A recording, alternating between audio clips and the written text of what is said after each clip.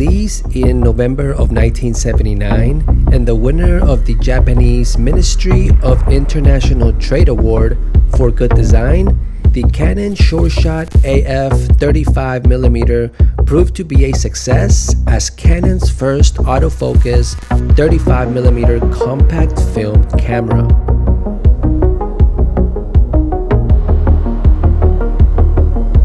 With a 38mm focal length and a maximum aperture of f2.8, the Canon Sure Shot was one of the most popular compact cameras in Japan and in the US in the early 80s. Now, one of the main reasons why I got this camera in the first place was for its sleek design and comportability. I wanted a point-and-shoot camera that I could just throw in my sling bag or in my back pocket and it wouldn't take up so much space.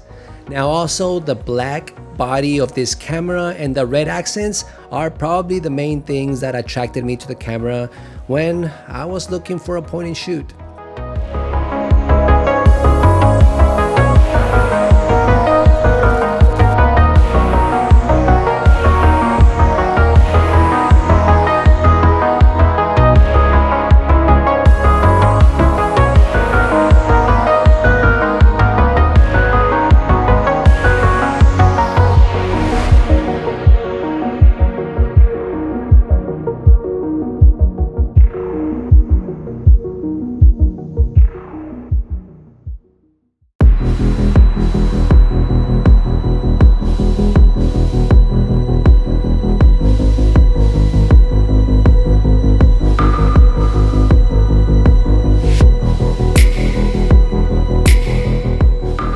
The images this camera reproduces is unlike any other camera.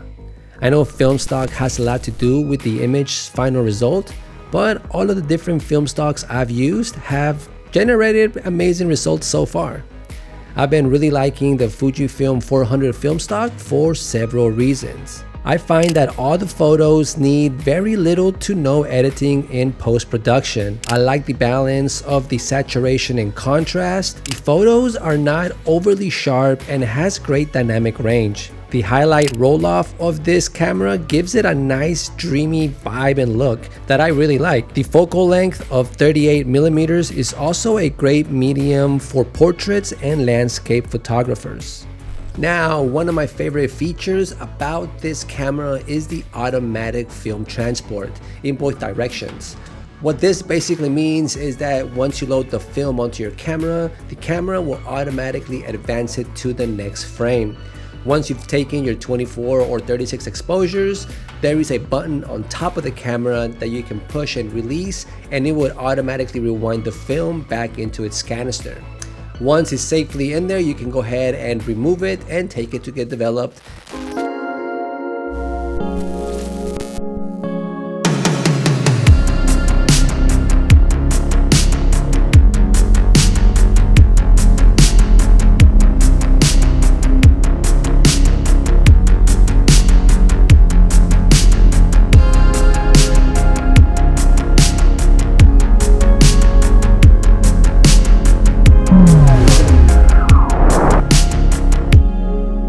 Other important things to mention.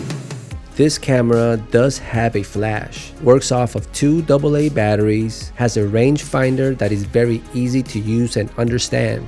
The autofocus system uses a near-infrared emitting diode to determine the subject's position. This means that the system is independent from ambient light levels and achieves a higher degree of accuracy. The camera has a self-timer, an automatic lens door to keep your lens safe while the camera is turned off. Now, one of my favorite things about this camera is the price.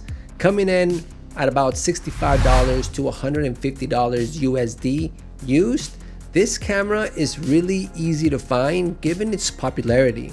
Now, if you are someone out there who is looking for an entry-level film camera, I feel this one is a no-brainer. With its great image quality and affordability, this camera has really become one of my favorites so far. So That's pretty much it for this week's video, guys. I hope you guys liked it. If you liked this video, please give it a thumbs up. That really helps out a lot. Subscribe if you guys are not subscribed already. Make sure you hit and smash the notification bell so you guys can get notified for future videos. And welcome to 2024. You guys be safe out there. See you guys next week. Peace.